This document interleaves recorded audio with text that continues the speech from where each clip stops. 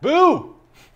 That's right. It's we got an extra spooky episode going on here. Today is Devil's Night, which is the day before Halloween, where a lot of mischief used to go on. So in honor of mischief and Halloween, we got a spooky set going on. We got nice lighting. You can tell. Pretty spooky stuff going on. Matt's dressed extra spooky. Look at that. Wow. God. I know. Look at wow. Oh. I like your sweater. It's terrifying. Yeah. We got stuff going all over.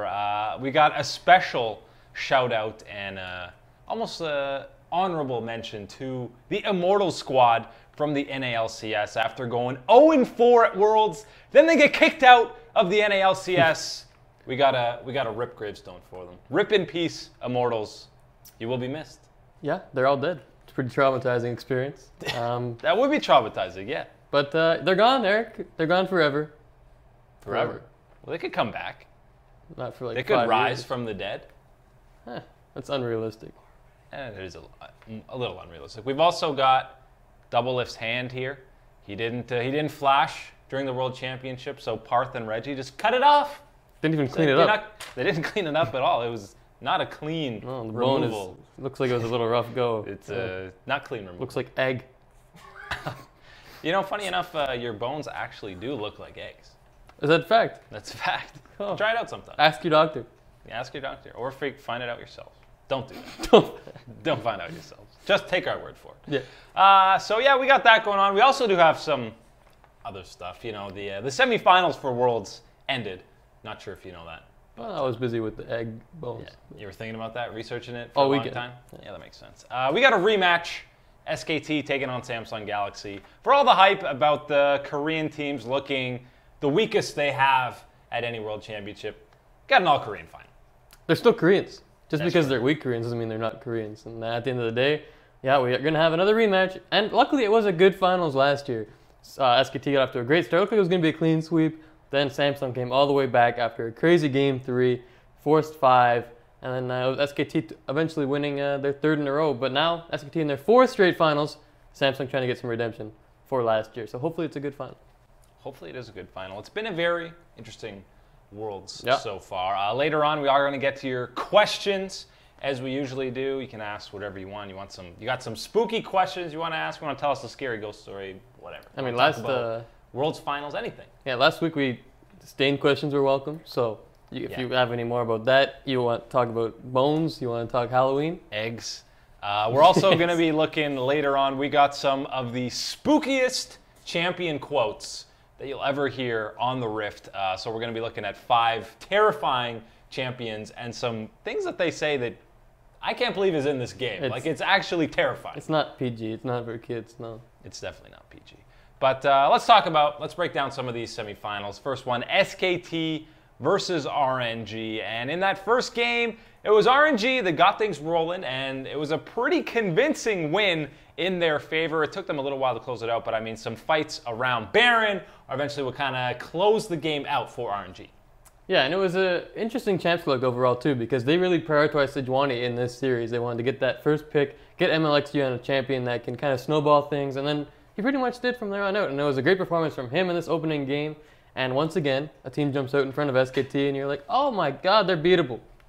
And then, we know how the rest of that series plays out. But yeah, RNG in that first game, I mean, some of that key moment you talk about MLXG, there was a point that was very interesting that eventually led to a Baron and some early smiting that led to a steal. But it's that fight before that we want to highlight, want to take a look at, and how they got into that Baron.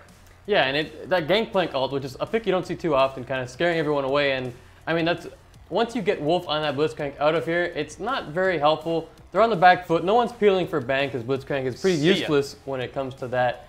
And then the Twitch, Uzi just cleans it up from there. And then here's the Baron, freeze frame on it because he smites early. So it's a little early. Yes, but this one's intentional. It's not one of those tournament ones where it's like, oh, what are you doing, MLXG? It's all on purpose so that you can get that 15-second cooldown. They run all the way over to Elder Dragon, and then MLXG is going to end up stealing this Elder Drake away too, since he's got that smite cooldown ready to go. So overall, really smart play. The Blitzcrank actually gonna pull someone else in too, just to make things a little easier for RNG. And then they got Baron, they got Elder Drake. It's only a matter of time until this game is over. Yeah, and you can let that total whiff on the Sejuani go away because he did get the steal on the Elder Dragon. So we'll let that one slide for you, MLXG. But yeah, RNG just looked super solid early on in that first game. And the Blitzcrank, taking a page out of Misfits. I mean, Ignar looked fantastic against them. So Yeah. Wolf's like, I can play that. It's a one-trick champion. You learn that you hit a hook, you're good to go.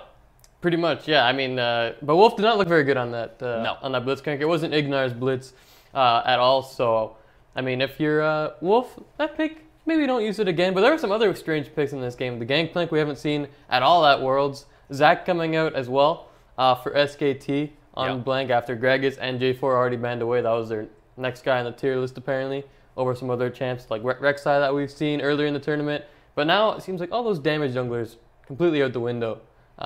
And this game, it was RNG with that first pick. Sejuani really got the edge over the jungle situation, and it kind of snowballed from there. Yeah, and again, blank overall, and we'll see a little in some of these later series. Not that fantastic in this series. Eventually, Peanut comes in. So usually it's been the reverse. Peanut starts out these games, then blank comes in and is the savior. But in this series, it was Peanut who came in as the savior. But let's jump into that game 2, where it was a couple of 2v2 skirmishes that were pretty much some of the big deciding factors in this one. First, down bottom, in that 2v2, Bang & Wolf Ig against Uzi and Ming. And look at the support that they bring out in this one. They're just ripping off Misfits. Yeah, it's like, oh, they played Blitzcrank. It was pretty good. Let's use it. Oh, Leona. That's pretty good. With Forever, too. They used that. And then they're going to get a good counter engage down here, too, because MLXG pulled out his Nocturne. Showed it to Levi there. But it didn't work out too well. The Galio comes in. Faker played it all 5 games, and that would eventually go in their favor. They would also chase down MLXG here. Once that jungler is dead, it would transition to a Baron buff there. They'd do a little bit of work. Had to throw an ulti there. Did blank, but they'd eventually take him down. And then obviously, once MLXG is dead, once you kill the Nocturne, pretty free Baron. Turned into a bit of a crazy skirmish here too. But once again, SKT would eventually clean this one up, and they would snowball their lead with the help of that Fervor to Leona, really getting things going in that bot lane, shutting down the Twitch in the 2v2. Yeah, and this game just almost felt like an homage to teams eliminated from the tournament. They said, yeah, check out, we got Leona, we'll throw in a Nocturne, we played Blitz earlier. Very interesting picks. MLXG, I guess, Nocturne kind of his pocket pick that he's sitting on, a lot of these guys have, so very interesting. I'm not so sure how I feel about the Nocturne competitively right now.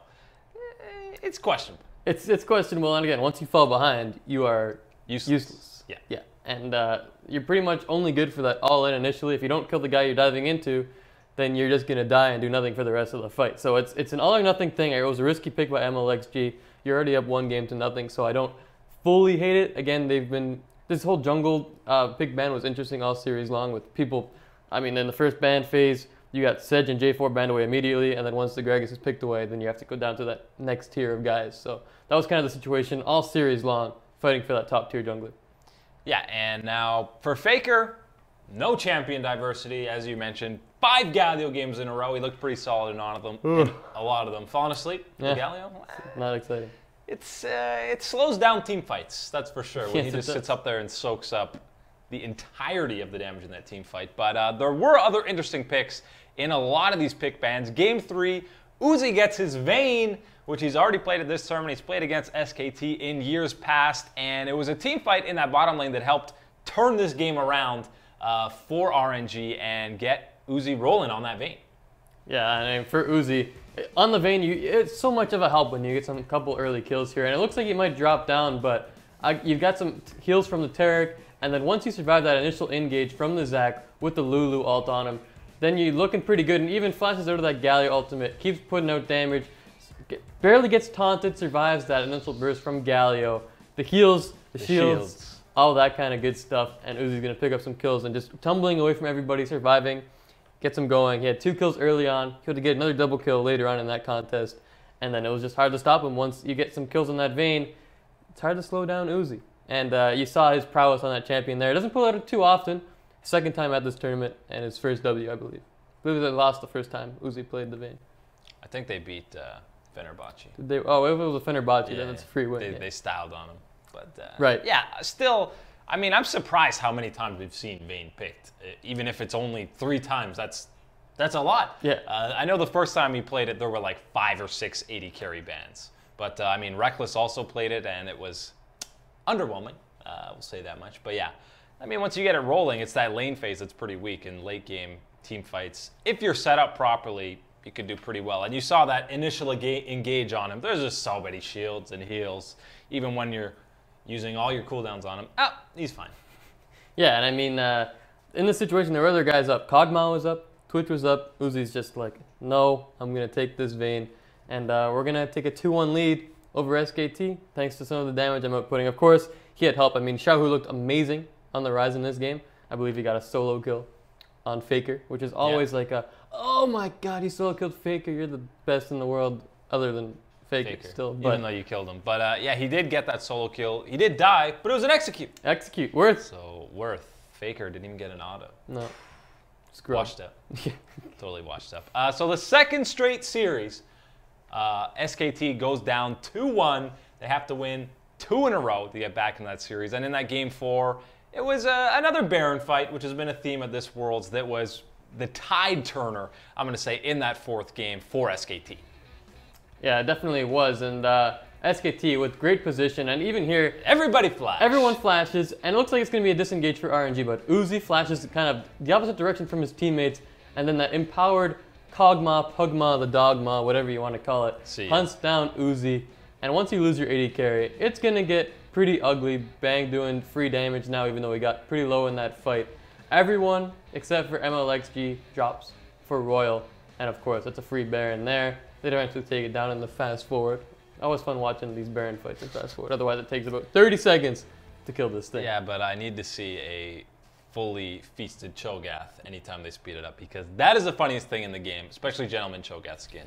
That stuff is hilarious. But yeah, I mean, you saw there the ultimate from Faker, probably keeping Bang alive. He had a full health rise on him, and he was at like 20%, so that damage reduction definitely coming in handy. And just kind of surprised they didn't try and take Faker off anything else or force him into anything else. I know the guy's champion pool is immense. He can obviously play more stuff than Galio, but I mean, they were already basically down a ban the entire series. They banned Jace all 5 games. Yeah. Really did not want Huni on that one. And outside of that first game on the Gangplank for Huni, which he died a lot, and that was the game. He only bought 8 wards, or only placed 8 wards that entire game. The rest of the series, he was putting down at least like 14 or almost twice as many every game. So I don't know if someone told him or if he just figured out, he's like, yeah, maybe I should ward and not die to all these ganks. But pretty advanced tactic. Very advanced. Outside of that game, Huni looked pretty fantastic in this series.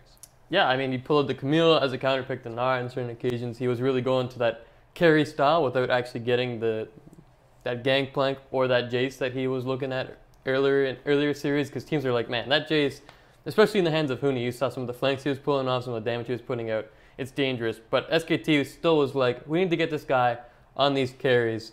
And it started to work out for them, even though, again, he would fall behind at times. He still put up good performances. The amount of pressure he outputs in that top lane is always to the highest level, even if he's getting camped.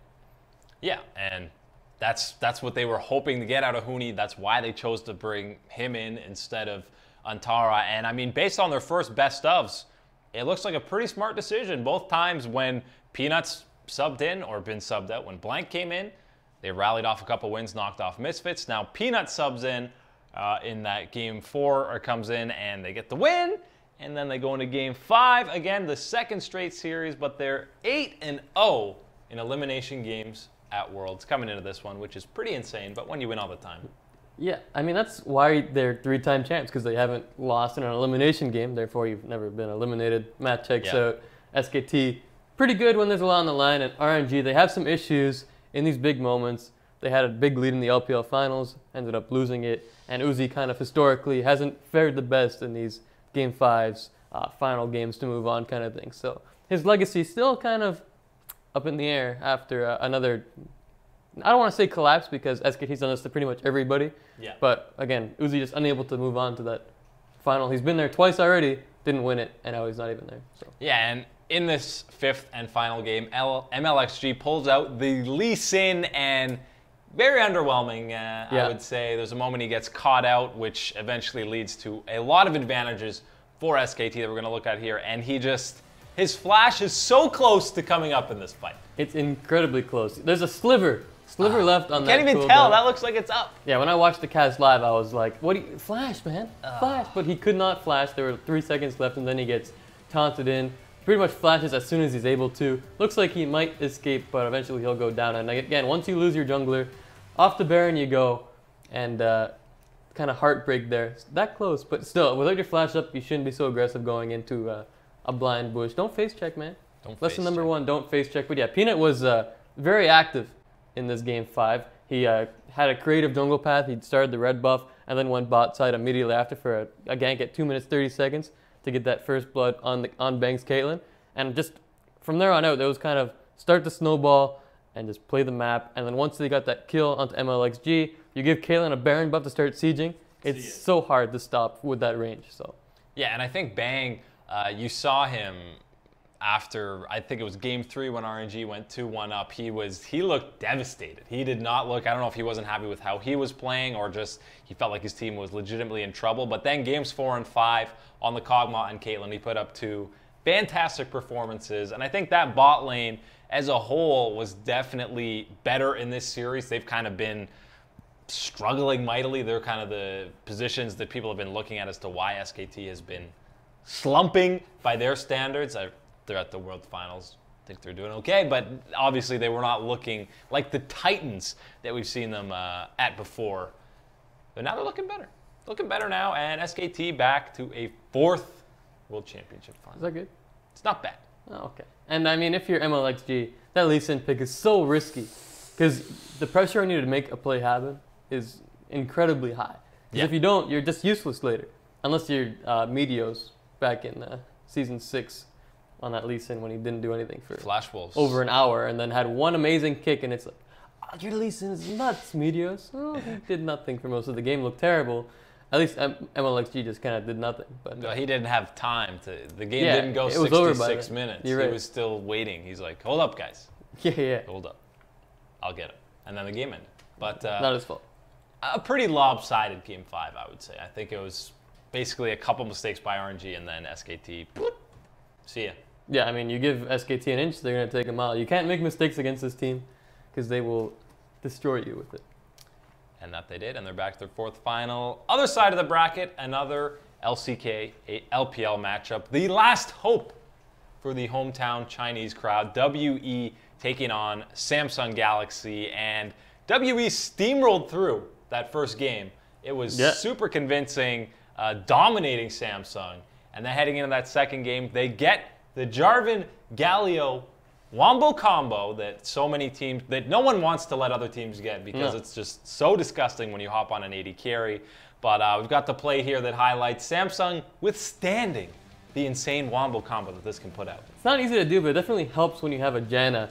And basically, it's all about the timing here. Basically, as soon as the Janna hits the ground from that knock-up, hit that ult, knock everyone out, and just try to keep everyone alive. Even without flash, somehow CoreJJ is able to stay alive, keeps Crown alive, and then everyone just living with a sliver of HP. And once that combo of the Jarvan Galio is kind of out of the way, you can turn the fight back around, especially with the Twitch spray and pray down, the zoning, and just the range of that Twitch goes downhill. And then it lets Samsung Clan clean it up from there with that Varus damage with the Rage Blade. Yeah, and it didn't really help there that Mystic kind of just walked around the corner alone, and Crown just ulted him. Pressed R. No QSS yet. Good night. See you later. You can't do much damage when you're suppressed. No, it's pretty debilitating, not rehabilitating. Suppressing. The opposite of that, yeah. Suppressing it is. But yeah, you mentioned Ruler. He played 3 games of Varus. He's now played 2 champions in the knockout stage. That's 2. absurd. That's it. 2 champions. And yeah, he looked super solid on that Varus. I think overall, heading into this rematch against SKT, I think he looks overall better than he did last year at Worlds. I think he's had some super dominant performances. He looked great against Longzhu. He looked pretty solid again here, excluding game 1 where he was 0-1-0, which is, I mean, that was just super in the favor of World Elite, so not much went down for Samsung in that game. But the other 3 games, all Varus, he looked really good. Yeah, game 1 was nearly a perfect game for World Elite, and they looked very dominant. But then again, Samsung doesn't always get out to the quickest starts. Again, they kind of like to sit back at times and rely on their late game, but then they've turned it on in the past. Again, we saw the previous series, Samsung was just crushing Longzhu at every corner. So it's such a hard team to predict, and they're very good at adapting to what the other team's doing. And obviously, they knew that World Elite was going to try to target this Galio Jarvan. They had a plan for it going in. I mean, this combo was 7-2 up to this point. If you had Jarvan and Galio, 7 wins, 2 losses. That's a pretty good odds of winning the game, but Samsung halted that a little bit and had a game plan of how to stop it. Part of that is the Malzahar counter pick in the mid lane. Kind of keeps that Galio in there. You can shove in just as quickly as the Galio, and of course, does a lot of damage against those tanks. So. Yeah, because ADs are not killing a Galio unless it's about 25 auto attacks to take them down, which is painful to see. So Samsung takes game 2, game 3 pretty convincingly after World Elite rolls through game 1. And then in game 4, clearly the emphasis was on the bottom lane early on. We got a clip of a bot lane party, and everyone's invited. It's a 10-man bot lane party eventually. Yeah, this is the solo queue nightmare when you're just trying to lane 2v2, and then everyone ends up coming down, but pretty much an amazing engagement from Cordia J turns into a hero's entrance from Crown, who this time he's got the Galio, and again, you survive that initial push, the damage coming in from World Elite, and it gets completely turned around. A great TP in from behind as well. And then, again, you want a team fight that convincing, it's a huge advantage for you as a squad. And Samsung, after they lost against World Elite, it was pretty systematic for them. They'd be able to counter what World Elite was trying to do, take a bunch of turrets, get that gold lead, transition the Baron, and it didn't take them too long in any of these games to close it out. Not an overly exciting series, I gotta say, except for that first game where you're like, wow, World Elite looks amazing. Is Samsung not as good as we thought they were after beating Longzhu? They are. They are. Yeah. Yeah, I mean, that's kind of back-to-back series where Samsung, I mean, basically all the other knockout rounds so far, knockout matches, people have been like, oh, it's crazy.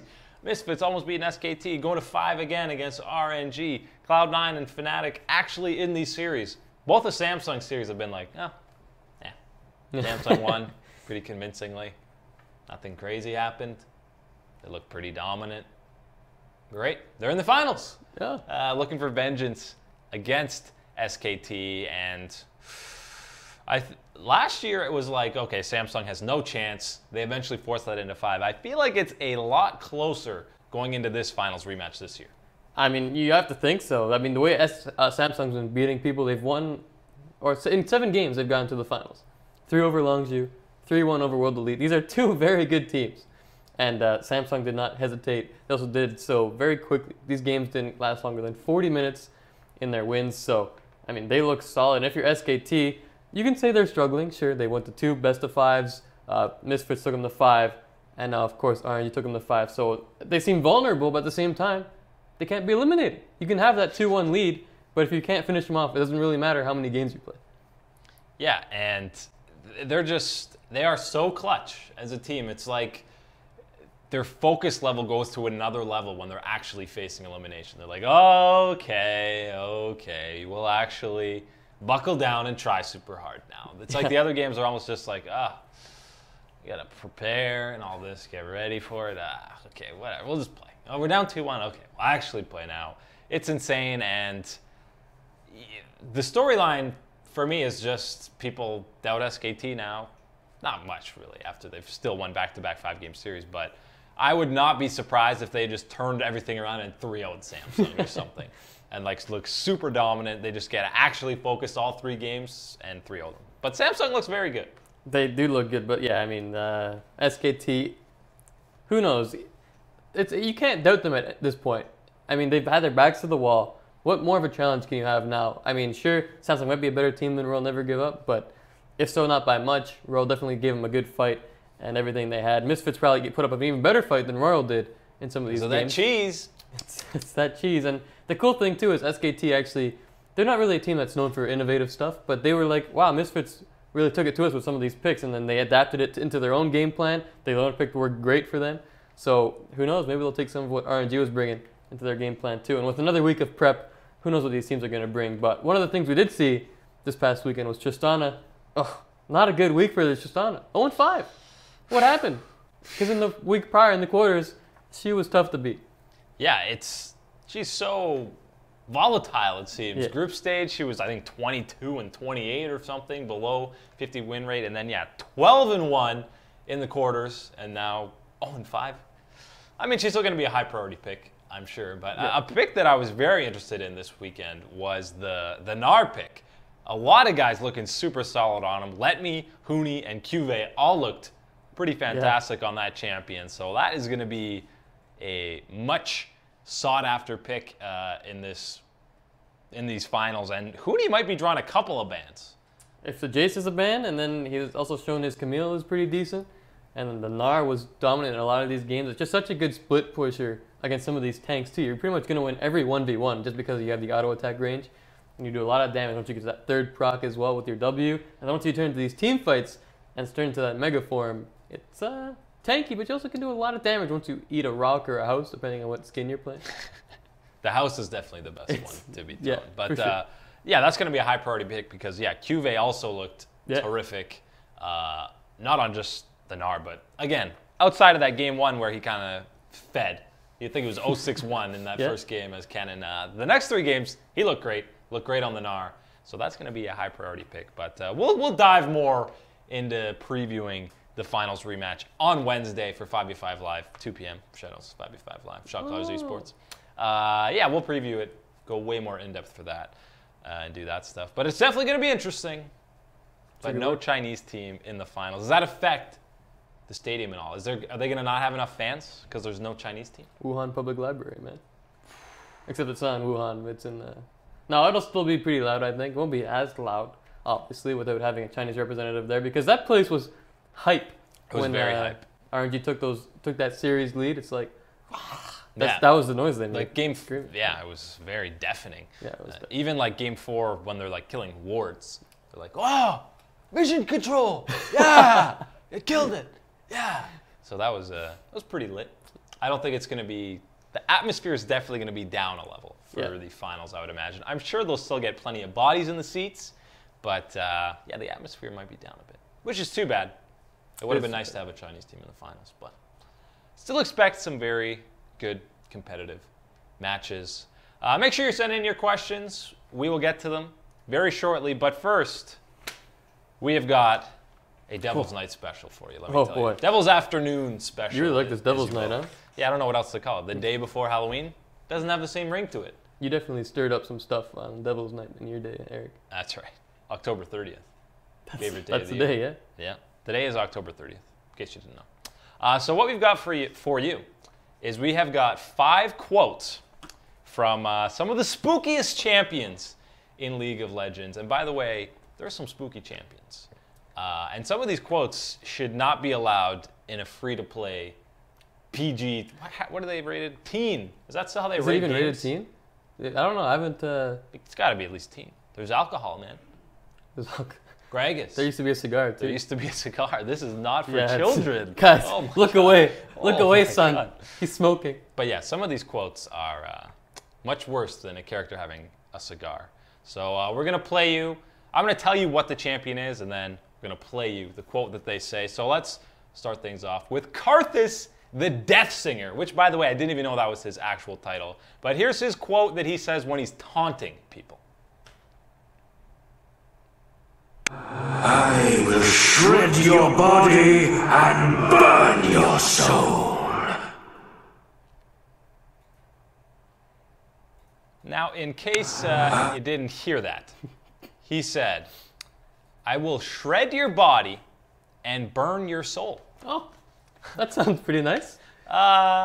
In a very creepy, ghosty, weird, dying kind of way. Yeah, it's as a taunt, I think that's a bit aggressive. Yeah. Most people are like, you suck, or something like that. But that's a good one. I will shred your body and then burn your soul. How would you even burn someone's soul? Fire, of course. That is terrifying. Usually these taunts and anything someone says, I can't make out what they say in the game. I can't understand it. No. But if I could actually hear that in my headphones and someone was spamming that in lane, I would be like, oh my God, man. This is terrifying. Dad, get me out of here. Get me out of this play. Yeah. All right, next one. We got Nocturne, who has played in a couple of these games. By the way, his name is the Eternal Nightmare.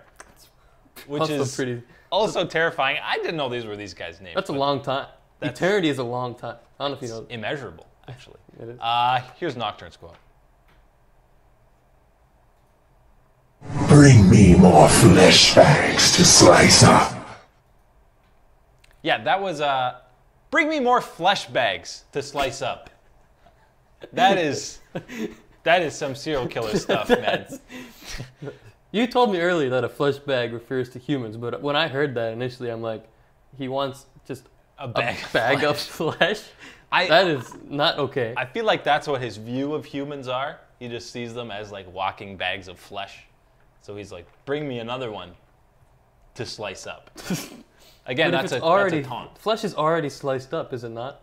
So he wants to slice up flesh.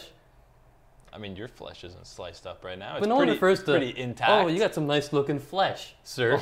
That's not what people are talking about. No one's talking about flesh, man. If you're talking about flesh in the general public, you're going to get arrested. It depends on the police, I suppose. No. You're just getting arrested. So apparently Nocturne is a serial killer, and I'm so much more scared now whenever he uses his ult. Yeah, because you are a bag of flesh. That's terrifying. Yeah. All right, next one. We got Urgot, the ugliest, and by ugliest, I mean most attractive champion in the game, who is the Dreadnought, which is pretty boring. Mm-hmm. It's pretty boring. But here is Urgot's quote.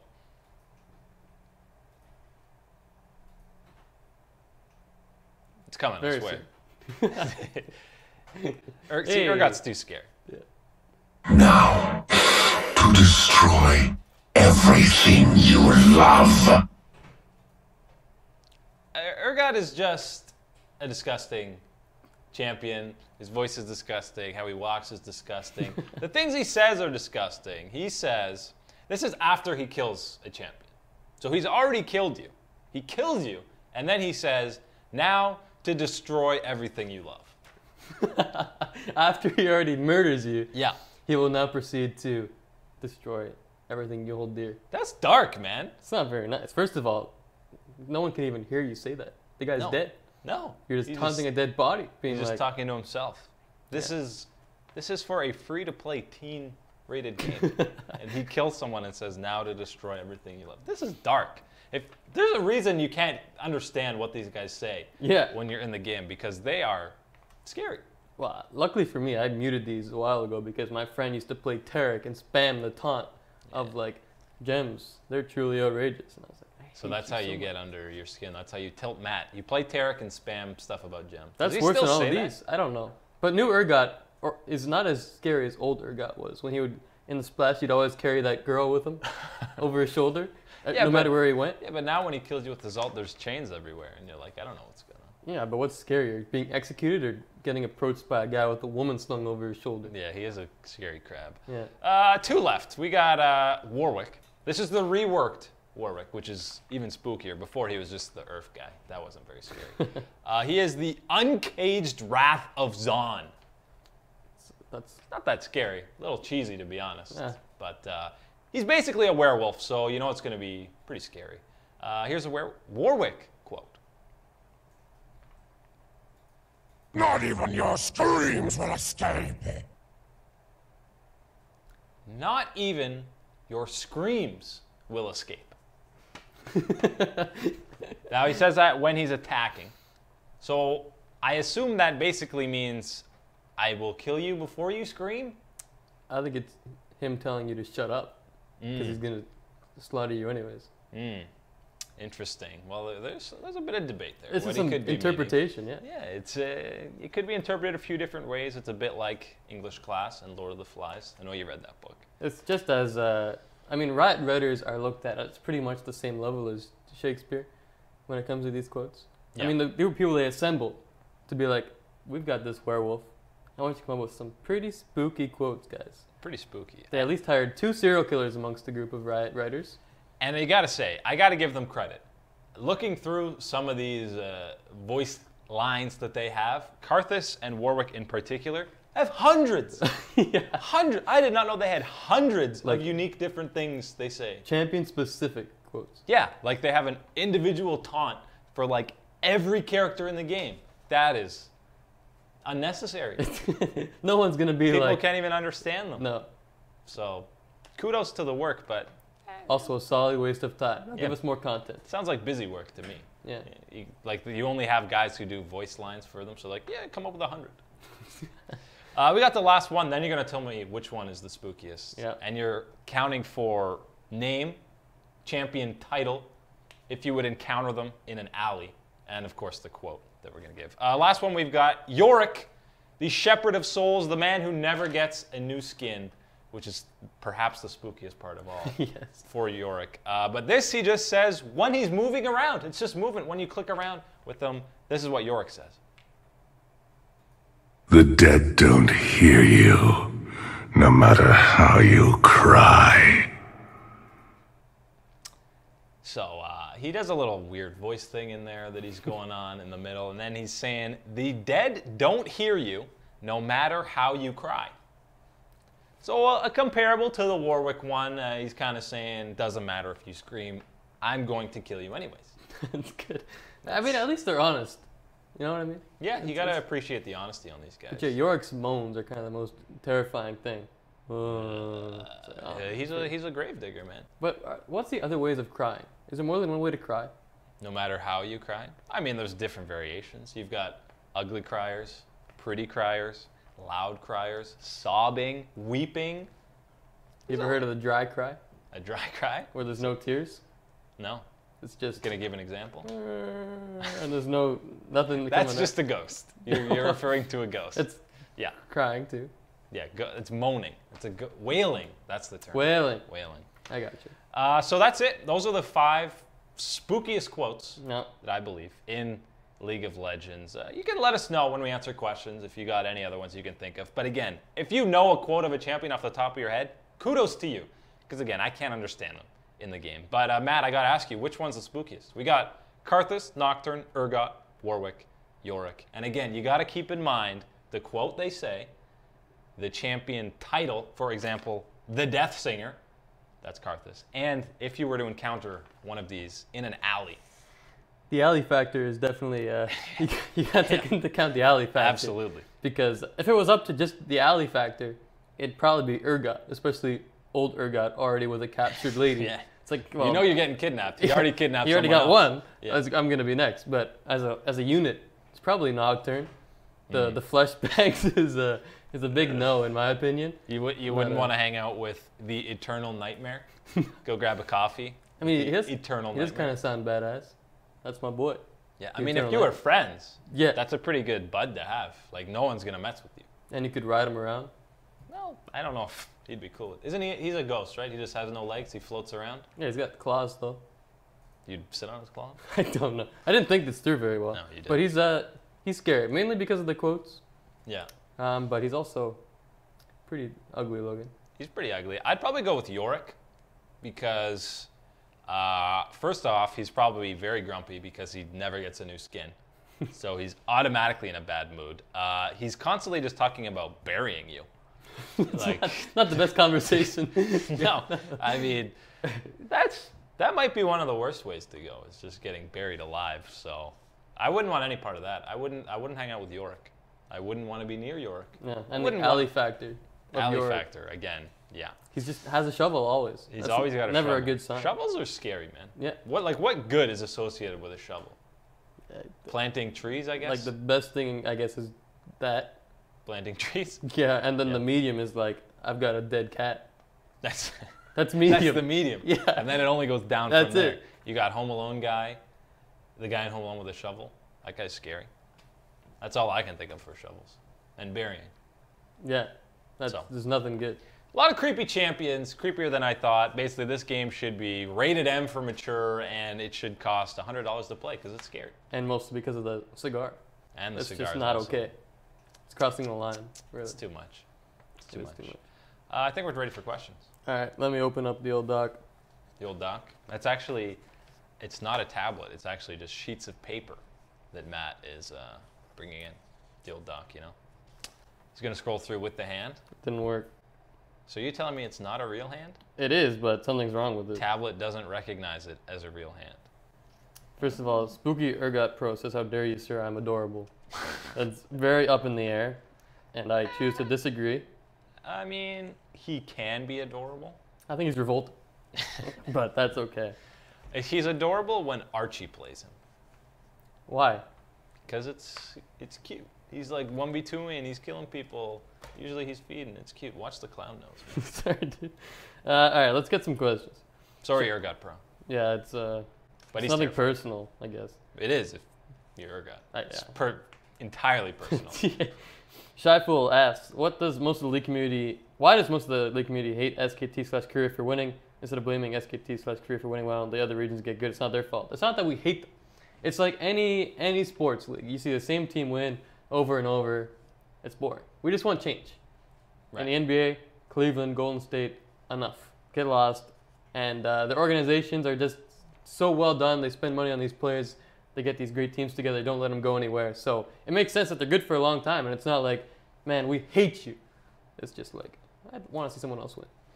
Yeah, and obviously you respect and appreciate SKT as an organization because, yeah, they have had a lot of roster turnover. Everyone but Faker. Their bot lane's been there pretty consistently for a while now. But, I mean, there's plenty of overhaul in that roster, and they're still there at the top year in, year out. And, I mean, at this point, they could never win again or never do anything again, and they're still going to be the best team of all time. So, yeah, it's just people want to see these other teams, regions. When it's more at a level playing field, it makes it so much more unpredictable. I mean, we saw at points in this tournament, it was like, oh my God, they might lose. Some Korean teams might be upset. But it didn't happen. But it was very close, and even that alone made it a lot more interesting. Yeah, I mean, as you said, for SKT, they could get immortals and, be perfectly okay. Not immortalized, very different. No. Immortalized It's the total is good. opposite. Immortals is bad. But if that happened to them, they'd still be like, wow, this is the best team ever. Yep. They've hit that point, and it's very respectable. Yeah, I don't hate them. I respect what they're doing, but give me someone new. Give me some fresh blood. Give me some new bags of flesh. It's a slash. Well, let's start a team. Let's get in there. All right, me and you. Yeah. Philip wants to know, which team do you think will win the finals and score, and what team do you want to win the finals and why? Eric. I think Samsung might win. I think they've looked much more dominant throughout the knockout stage, and I might argue they've played stiffer competition. Mainly the Longzhou Misfits was a little favored in Longzhou. So I think Samsung, I mean, they're coming for that vengeance game. And SKT, usually when they're down in some of these series, they look fine. It's whatever. But you've seen Faker and Bang Faker not really emotional. I know the whole cracking his neck meme is blowing up, but I wouldn't call that being tilted. But I mean, Bang looked pretty rough after game 3. So I think they don't have as much confidence in themselves as they usually do. Yeah. And Samsung is riding high. I think Samsung might win. Oh, you got to be a man to predict Samsung after Well, what. I'm a man. I'm 40. After what SKT showed you in these past 2 best of 5s, but not as manly as Eric is. So I'm gonna take SKT. It's hard. It's just hard to pick anyone else after seeing SKT down 2-1 twice. And then fighting back and being pretty dominant in games 4 and 5. I know against Misfits they kind of clawed their way through, but against RNG it was like, all right, this is going to be SKT's pretty much the entire way. And in the back of your mind, even if they're down, you're like, they just can't lose this. And I mean, even when they were saying, you know what, after we went down in game 3, it's like, is this our time? And then they're like, oh, no, it's not our time. We're going to win again. It's like, all right, they're going to win it for a 4th time. We have to deal with more skins. It's going to be awful. I might even say Samsung wins 3-1. Really? I think if you're going to beat SKT, you got to do it in 4. I think it might be similar to the World Elite one where they drop game 1 and everyone's like, oh, SKT, here they come. Good night, Samsung. Not even going to be close. And then they put up 3 fantastic performances. They might win in 4 games. But I want to kind of see SKT win. Just because they're already there. Let's just keep the legacy going. Why not? Why not? Yeah. Another fantastic performance by Faker in the finals. Come on. You don't want to see that? I wouldn't hate it. I'm not really cheering for one team or the other. Just give me a good series. That's all I want. Either way, I'm happy because it's an interesting storyline if either team wins. If Samsung wins, by the way, if Samsung wins, it's not like it's super different than SKT winning. Samsung White won in Season 4, so it'll still be SKT and Samsung have 5 of the 7 World Championships, so it's really not that different. That's fair. That's a good point. So, Yeah. Where is TPA? Anyone? Fnatic? Hello? Fnatic? Fnatic's there. Top 8, boys. Top 8. They were close. Yeah. Almost got there. Fast and 08. What do you guys think? What players will retire this year? Eric? Any insights into some people who might call it quits, hang up the old boots, get immortals? Any of that? Well, I don't think they get immortals, whereas no. you're kicked off. I mean, you're looking at the guys who have been around a while. Clear Love, he changed his name to Clear Love 7. He hasn't done that before. You got to feel like it might be his last year. Otherwise, you got to change his name to Clear Love 8. Yeah, you just look stupid otherwise. Yeah, you can't change your name every year. People get confused. Who's Sven? Where's Niels? People get confused. They can't keep up. So maybe Clear Love. Guy's been around for so long. I mean, you look at the historic prime roster of World Elite back in Season 2. He was part of that, so he has been in the scene for a while. Maybe a guy like him. Double Lift, I'm sure there's plenty of rumors about. It kind of sounds like he's coming back. Yeah. He said last year he didn't want to go out on a poopy note at Worlds. Well, this is the poop part 2, so he may not want to go out on that note yet again, and whether he's back with TSM or somewhere else, I mean, a lot of these guys who might be considering retiring, maybe consider the NALCS because it is franchising. There's a lot of money. There is a lot of money. A lot of money. You got to wonder, too, with guys like X Smithy. He's 26. He's been around the league for a long time as well. Yeah. If he's just had enough, especially after the past stint at Worlds with Immortals where it didn't go his way exactly. Maybe he's just like, See ya. I'm not craving this anymore.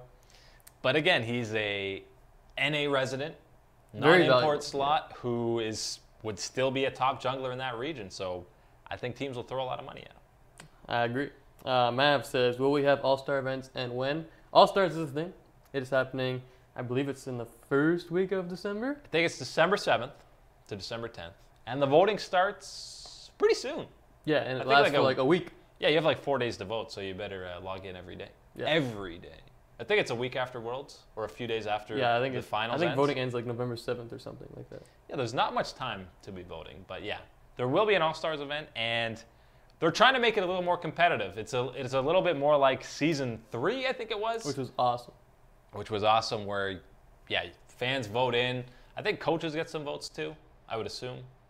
I would hope. Or is it all fans? I can't. I'm sure the players and I'm sure they get some. coaches get But you send an NALCS team, an EULCS team, an LCK team, and they duke it out. And there will also still be some of those fun events, the 1v1s, stuff like that, which aren't that fun for me. They're alright, but they're filler. They're filler. I want to see the All-Star teams. That's Absolutely. Yeah. Spooky Urgot Pro. What do you think? Is SKT losing their form or the other teams got better? SKT doesn't lose their form.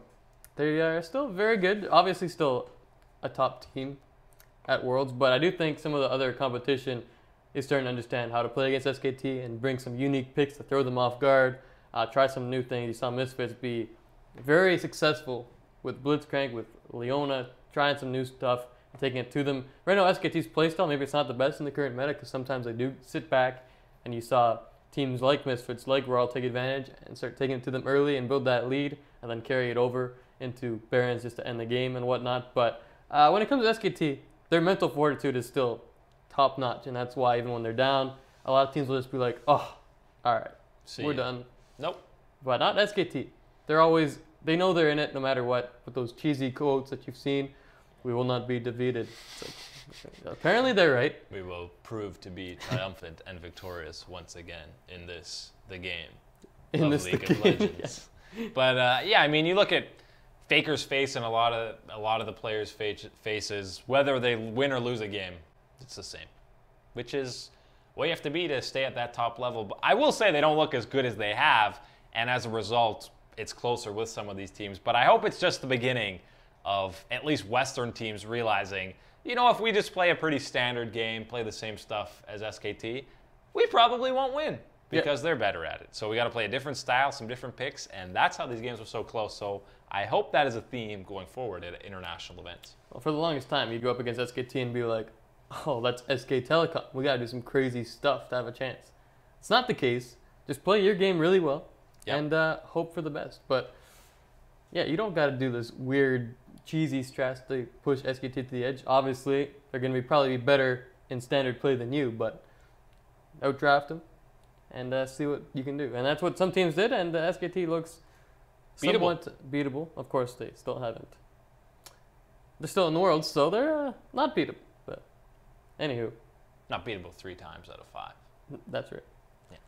Nargaga says, is the gap closing? Nice. And I guess that's kind of a bit of the same question. But, you know, after group stage, you could kind of say it is to a certain degree. And there's kind of different gaps. There's a gap between LCK and the rest of the world. And there's the gap between what people consider to be China as the second best and then the teams after that. So as for the China and the rest of the world, I think that gap is definitely closing. And then as for LCK and the rest, I think it's closer. I wouldn't say it's closing necessarily, but you saw, man, some great series between teams you didn't expect to have a great edge. But also, I mean, Fnatic being a team to move on to the group stage, didn't expect them to put up a great fight against RNG. They looked okay. They were in that series. But they're not a top 2 European team either. To put up a good fight against RNG, I think is a pretty good sign. So it would have been interesting to see a team like G2 get a chance in one of these best of 5s, which they probably deserved. Just got a little screwed over. So I'd like to see the top teams from Europe and North America get a chance at some of these games. Yeah. G2 definitely, again, got the short end, or the short straw. Short draw of the straw. That's the saying, right? I don't know. That's the saying. But maybe they'll get another chance. Maybe the EULCS is dead.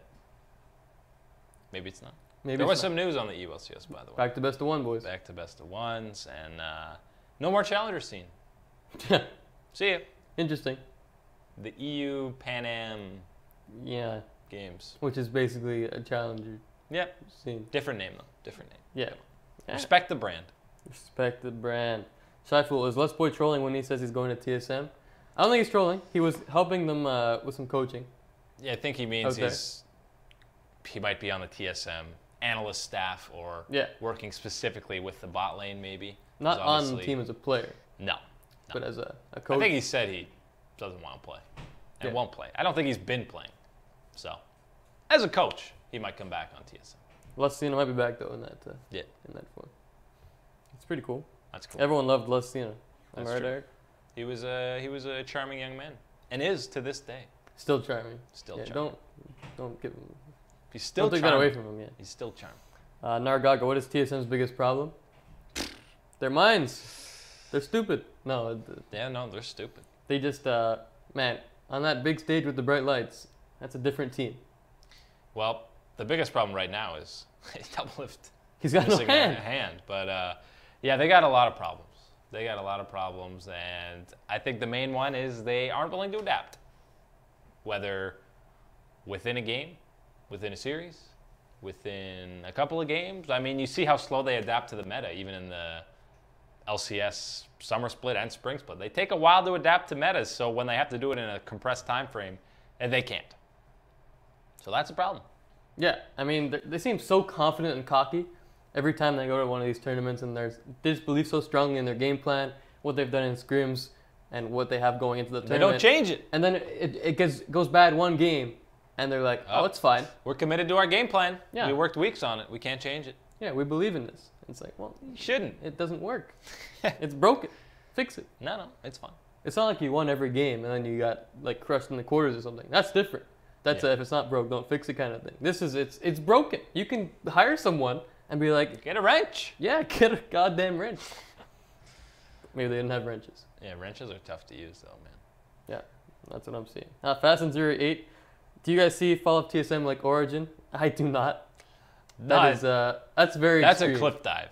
Origin literally lost like all their players over time. Origin got lucky that they had a dream roster. Like that organization, even when they were finishing at the semis of Worlds, that was not a well-run organization. Their owner was still playing.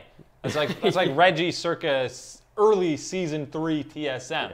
You can't run a team nowadays and still be playing on it. So they never had close to the foundation that TSM has right now. There's no way Reggie or the rest of that org would let the team fall off the face of the earth like that. No, yeah, that was a mess. It was an absolute mess. Yeah, like Speke stepped down, PoE came in, Sven and Mithy left for G2. Speke on the Karma, Speke on the Ashe, never forget. Yeah, Speke playing every role known to mankind. Best AD EU, all time. Yeah, that's tough to say without, being in pain. Shyful, what do you guys think about Figure's cheeky interview about the upcoming finals? Did you catch the interview, Eric? Is that when he said something, we only want to win, we don't care about second? Is that one? I don't know. I didn't see the interview. I probably went to sleep because it was like 7 in the morning. I respect that. Thanks. 7 a.m. All I want is your respect. That's all you need in life? That's right. So I can't properly answer that question because I don't remember exactly what he said. But I'm sure it was nice. Well, if it was cheeky, it wasn't nice. You can be cheeky and nice. No, you can't. Cheeky is like, cheeky. This is pointless. Let's move on. Okay. Kyler, do we really want another round of Samsung skins? Would you like a 20th SKT skin? It's only a 4th. Quit being dramatic. There'd be 20 SKT skins. Oh, I guess that's true. You're timesing it by 5. You're a smart guy. Thank you. I did it very quickly. Yeah, either way, you're getting repeat skins. So. Yeah, but this is a different Samsung. Samsung White had that different color scheme. Oh, these are blue. Cool. This is like blue, black. right? They should really add like phone stuff. More phone stuff, if they get a skin. Yeah, Samsung Galaxy is actually just new guys holding Samsung phones. Or like they just have like phone suits. Nice. Like it's a normal skin except you have like a big Samsung Galaxy Android. That'd be pretty cool. Get on that, right? Yeah, that's not silly at all. No. That's pretty sweet. Philip, what top laner and jungler would you like to see in G2? Give him the answer. Oh, of course. It is Odoamne and Yankos.